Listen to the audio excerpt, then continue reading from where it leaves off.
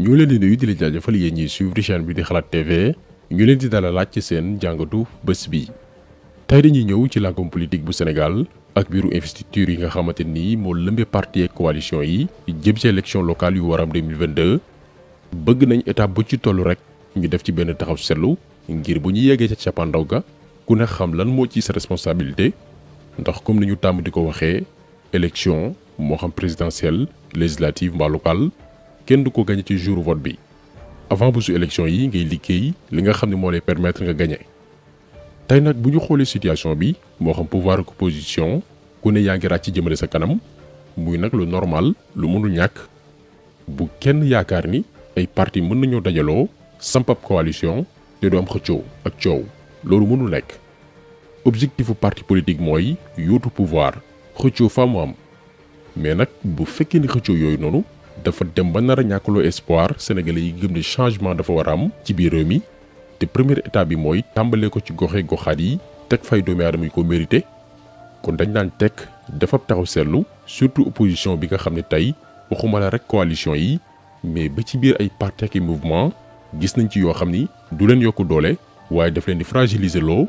ba bu ñu demee élection du ñu xam ni mbir yi demee dañoo am mbetteel bu rëy a rëy fekk ñoom ñoo ñàkkaloo seen bopp avant sax élection yi di am foofu nag la ñu bëgg a ñëw su ko defee ëllëg lu mënti xew ku ne booy joxoñ nga joxoñ sa bopp te bañ koo jiiñ pouvoir mbaa askan wi nga xamante nii ñoom ñooy fal. yaakaar naa yéen a ngi fàttaliku vidéo bi ñu defoon ci la grande coalition de l'opposition dañ de woon bu dee ci wàllum politique dong maanaam nooy def ba jël ndam li loo xam ni boo ko laajoon ab expert électoral ku xam-xamam màcc ci wàllum élection lim lay wax mooy bu opposition bi booloowee élection locale yi di ñëw waa Benno Bokk Yaakaar duñu am dara élection yu opposition bi di gagné lay doon avant sax ñuy dem vote moo tax seetlu leen ba ponk l'opposition bi dajaloowee ngir former coalition bu rëy la waa Benno tàmbali def campagne naan waa anti système ñu ngi lëkkaloo ak waa système parce que bu loolu amee zone yi gën a am solo ci Sénégal dañ koy ñàkk donc il fallait que ñu damm seen moral ngir loolee lépp ba ñam ndax bu loolu amee mooy nguur gi yàqu nañ ñu gisoon ni bu dee ci wàllum politique dong ay pexe pour conquérir le pouvoir faaw opposition bi def li naqari Macky Sall mooy booloo quel que soit li ñu wutale waaye nag bu fekkee côté changement radical dafa war am coppite ci jëmm yi ñoo xam ne am nañ xalaat yu bees ñii la ñu jàpp ni am nañ ay points en commun lu leen drôle muy Ousmane Sonko docteur Abdourahmane Diouf Thierno Alassane Sall juge Dème docteur Babacar Diop Thierno Bocoum mën nga ci sax boole Barthélémy Diaz ndax moom mënoo koo boole ci bilan parti socialiste te mi ngi wane yorin gu bees ci mairie ga mu nekk malgré ndëgg sërëx ko nguur di tegal mais malheureusement loolu mënul nekk ndax comme ni ko ñëpp xamee ñii neexewuñu seen biir ñële seen militant ñi ngi guerre ci réseaux sociaux yi donc li ci des mooy benn Sonko ànd ak ñoom Khalifa Sall PUR Aïda Mbodj consort Thierno Alassane Sall jël yoonu boppam Bougane également formé beneen coalition ku ci mel ni Thierno Bocoum di wéyal tournéem ngir massifier mouvement am déjà première xaajalo bi rek am na lu mu wàññi lu bare bari ci doole position bi te pouvoir moo ci bénéficié wu. d'ailleurs loolu moo ñu permettre ñu ñëw expliquer lan moo tax ñu naan genre élection yi yu ci mel ni local booloo mooy li koy gagné. élection locale dafa bokk ci élection yi ñuy dippee raw gàddu mooy lan. par exemple ñu ne téeméeri doomi aadama 100 personnes yooyu voté ci téeméer yooyu noonu 25 yi Benno Bokk Yaakaar la ñaanal 20 yi PDS yeneen 20 taxawu Dakar beneen 20 Pastef 15 votants yi des mooy ñi ànd ak beneen parti ci opposition bi. léegi bu ñu demee élection locale ku ne jël sa yoonu bopp Benno mooy gagné am 25 voix topp ci PDS taxawu Dakar Pastef yi am ku ci nekk 20 voix. ñoom waa Benno jël maire bi boo xamul nga yaakaar ne askanu Sénégal ñoo fi tegaat waa Benno alors que demeewul noonu li ëpp ci askan wi téeméeroo jël juróom-ñaar fukki yeeg juróom opposition bi lañ vooteel mais ñàkk booloo opposition boobilee moo tax seen doole mënul feeñ ci élection bu ci benn local mais bu opposition bi boole seeni doole tëggandoo benn liste dañuy am 75 voix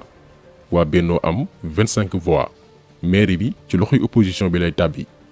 lii la ñuy wooye raw gàddu opposition mën naa jàpp ni bari na mbooloo lool naam dëgg la bu ñu boolee seeni doole mais jàmmaarloo ak benn parti ñu bari dañu jàpp ni APR dong la ñu jàmmaar lool déedéet Benno Bokk Yaakaar ngay jonganteel coalition bu rëy a rëy boo xam ni PS mi ngi ci biir am toole lool njàmbur waa Rewmi lu mu néew Thiès dañ fa gagné lu bëree bëri AFP aussi gis ngeen ni Macky Sall li muy ñàkk Kaolack bariwul ñoom ñi ngi ci wàllu massification depuis des années rax ci dolli parti yi dañoo am benn électorat fidèle boo xam ni lu mënti xew ñoom la ñuy voteel moo xam PS AFP ak ñeneen parce que ay parti traditionnel lañ donte li ñu représenté ci électorat maanaam ñiy voté pour ñoom matul 50% téeméeri sénégalais yoo jël ñi leen ciy voteel matul juróom fukk minorité lañ mais bu opposition bi dispersé woo ku ne jël sa yoonu bopp ñoom waa Benno ñoo ci bénéficié wu ndax ci élection raw gàddu la ñu jëm ñi am as tuut te boole seeni doole ñu ëpp chance. léegi nag li ñu remarqué ci opposition bi mooy déjà am na première xaajaloo ñii déggoo nañ band ñeneen neexawuñu ku ne jël sa yoon muy première xaajaloo waaye mën naa bañ am conséquences yu bëree bëri ndax ànd aussi déggoo la ak wóolante seen biir mais problème bi mooy yeneen jafe-jafe moo nekk di xew ci parti yooyee ñu jàppoon ni déggoo nañ ba noppi te ñoom bu ñu fexewul ba trouver un terrain d'entente daañu payer les pots cassés mën nañ jël exemple Yewwi Askan Wi dès le début ñëpp jàpp nañ ni benn ci localité yi gën a am solo muy Dakar Barthélémy Diaz mooy doon seen candidat gëm nañ ni bu ñu defee vote militant wu Yewwi Askan Wi yu bëree bëri ñi ci ëpp boog moom la ñuy voteel d'abord ndax ay preuve am en tant que maire mais aussi taxawaayam en tant que opposant bu kenn laam-laamewul ay position am mais lan mooy problème yi biir Yewwi mooy Khalifa Sall en tant que leaderu taxawu Dakar moo war a trancher entre Barthélémy Diaz ak Soham El Wardini mi ko remplacé ci boppu mairie bu Ndakaaru gannaaw bi ñu ko tëjluwee ñu bari jàpp nañ ni Barthélémy Diaz lañ tànn déedéet coalition bi tànnagul benn candidat pour Ndakaaru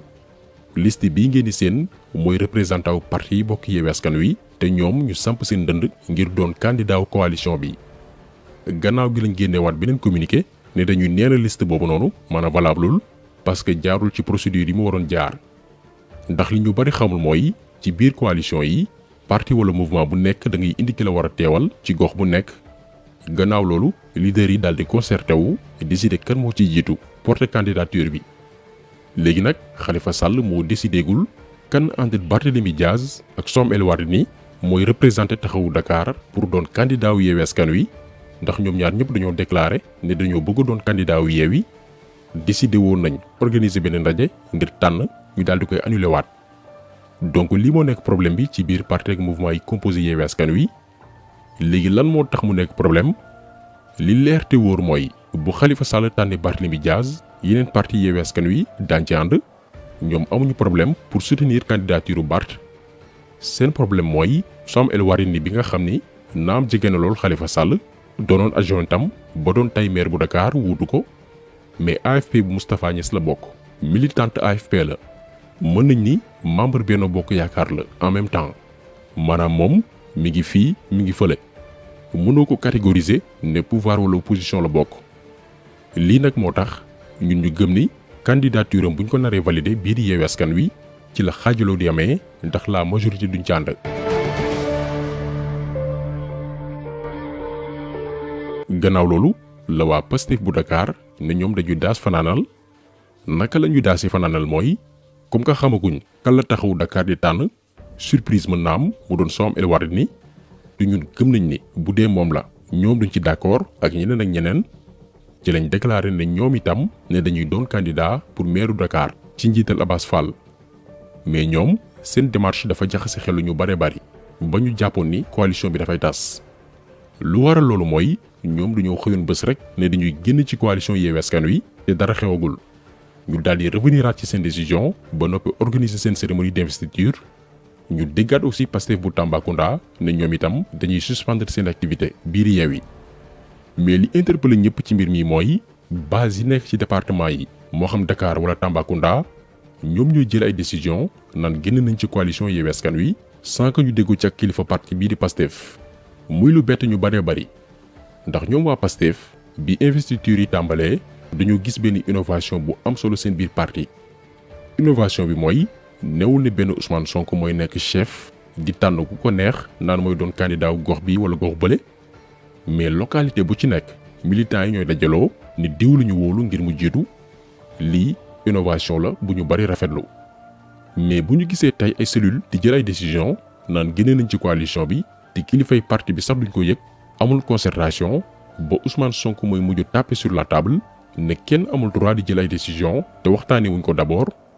kon ñoom bu ñu moywul daañu tiital seen yenn militants yi ndax dafay ndiru benn désorganisation bu am seen biir parti maanaam lu waay neex def genre pëccëxoo lii benn mbir la bu am ci biir coalition bi di Yewwi Askan Wi maanaam ay calcul tukkee ci parti yi ko sëkk ñoom dañoo toll ci bataille psychologique ku nekk yaa ngi sóoraale. beneen mbir mi mooy ñëpp dañoo ànd déggoo ni coalition Yewwi Askan Wi bu ñu réussiree ba ñoom ñu maintenir ko ba am benn liste ñëpp ànd ci déggoo mooy mën nañu am lu baree bari mais erreur bi gën a rëy ci élection mooy nga jàpp ne gagné nga ba noppi te yow arrivé ko te loolu moo nar a dal moo nar a handicapé coalition yu baree bari yi nekk ci opposition bi pour ñoom gagné nañ ba noppi ba tax na ku nekk yaa ngi jéem a positionné wu placé say ñoñ. léegi nag dafa am benn wax bu sëñ Cheikh Tidiane Sy yàlla ñu ko yàlla fayal bu mu doon wax naan sénégalais mooy gis lu ñëpp bokk mën koo yorandoo ci anam gu sell ñu far nag di ko xëccoo ba ñëpp daal di koy ñàkk. opposition bi bu ñu deful ndànk lii moo leen nar a dal ci local yi di ñëw bu fekkee ni ñoom dañoo jàpp ni gagné nañ élection yi ba noppi ba ñu bëgg a toll ci xëccoo ku nekk jàpp ni bu dul mën warul doon keneen nañu dem ku nekk jël sa yoon ngeen xool li ci kanam. fii la opposition bi di taxawaat di jooy naan dañoo sàcc élection yi fekk ñoo ko teg seen bopp dañoo jàppoon ne gagné nañ ba noppi alors que organisé wuñu xool ñuy demee ci élection yi wala boog bu ñu xaajaloowee lenn rek moo leen di mën a sauver mooy Benno Bokk Yaakaar aussi comme que Macky Sall mooy tànn mu daal di créer benn liste boo xam ni neexul militant yëpp maanaam am ñu seetlu que ni seen leader bokkul narte nekk maire ñooñu mer voter opposition bi ngir sanctionner pouvoir lii rek moo mën a sauver opposition bi bu fekkee ni boolowuñu. beneen élément aussi bi ñenn ñi war a xam mooy neewul ni diw moo siiw ci parti bii moom la ñu gën a xam que moo war a jiite ci dëkk sangam loolu erreur bu rëy rëy la tey mën ngaa nekk ci parti politique ñu lay invité ci rajo ak télé yi site internet yi di la woo fépp nga bàyyi ko ci dëkk sangam boo xam ni am na beneen camarade de parti buñ dul invité ci benn plateau télévision siiwul sénégalais yu ci bare bari xamuñ ko. mais boo demee ca localité ba ki siiwul kooku noonu moom la population bi gën a fonk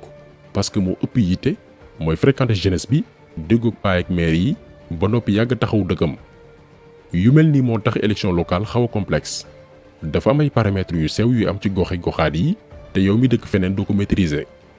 kon kañuy tànn na doon ki waa gox ba bëgg d'abord xam ko wóolu ko mais pas ki sénégalais yi gën a ràññee. donc boo nekkee ci coalition gis ni diw kat moo ma gën a représentatif ci koñ bi da nga war a am élégance bàyyi ko mu jiitu te coow di jib li am solo mooy buñ ko falee daañu teg bët ni muy doxalee bañ koo seetaan di ko topp lépp ngir suñu localité mën a jëm kanam maa jiitu amul solo donte nag war nañu xool yan profil la ñuy tabb ndax waxoon nañ ko dañ koy baamtuwaat élection locale yi di ñëw mooy nattukaayu présidentielle yu 2024 ñun jàpp nañ ni objectif opposition bi moo war a nekk gagné. seen yoon warul nekk ci parti bi moo nar a ëppale meeram déet donte am na solo ngir dooleel sa taxawaay ci benn gox mais bu ñu fàtte ni faluñu kenn maire pour muy nguuru wala di corrompre ay doomi aadama ngir waajal 2024 dañ lay fal ngir nga naatal sa gox ñi nga xam ne ñoo la wóolu jiital la dafa am benn pratique politique politicienne bu ñu war a rompre tàqali ko ak moom te tey la war tàmbali mais bu sénégalais yi gisee ni ñii kat jotaguñu ci nguur di xiiroo ko ŋaayoo ñoom daañu am tiitaange bu rëy. bu ñu moyuwul daañu dem ba jéppi leen ku weddi laajal waa Benno Siggil Sénégal en 2011 bi Moustapha Niasse ak Tanor Dieng ne dañuy créer benn coalition ñoom ñaar kenn jiitu ngir ñu fal en 2012 experts yëpp dañoo déggoo woon ni ñii bu ñu juboowee ñooy dem deuxième tour ak Maître Wade jël réew mi boobu kenn sóoraalewul woon Macky Sall mais bañ fa nekk di xiiroo ko ŋaayoo ñu dem bay wax waxi séddoo kii naan damay toog naa nga meet may la nga yeggali sénégalais yi dañoo dem ba mujj tiit seeni mbir. nit ñi fas yéene wuñu réew mi dañoo nar a pàccoo seen coalition bi tas mbir yi arrangé Macky Sall mu mujj dem deuxième tour ak Maître Wade jël élection yi kon esprit de dépassement dafa baax ci lépp loo mën a gis ndax am na sénégalais yoo xam ni du ñu ay militant bokkuñu benn parti seeni bët lañu yor di observer di xaar bés ba jot te ñooñu ñoo ëpp ci ñuy voté. léegi nag ñi ngi xool fu wanenti mu njëkki bëtam yaakaar naa ñi nekk ci opposition bi yëpp duñ ci jàngal kenn politique ñoo ñu gën a maîtriser mbir yi fuuf wax nañ ko baamtuwaat ko élection locale raw gàddu la parti am doole ba noppi booloo ñu cëpp chance bokkul ak présidentielle coalition bi yore nguur gi même bu ñu amee 25 wala 30% ci voix yi maanaam téeméeri Sénégal yoo jël ñaar fukki ak juróom yi jàpp fanweer dong ñoo leen votel ñu doon minorité ci biir réew mi même ak loolu mën nañoo gagné élection yi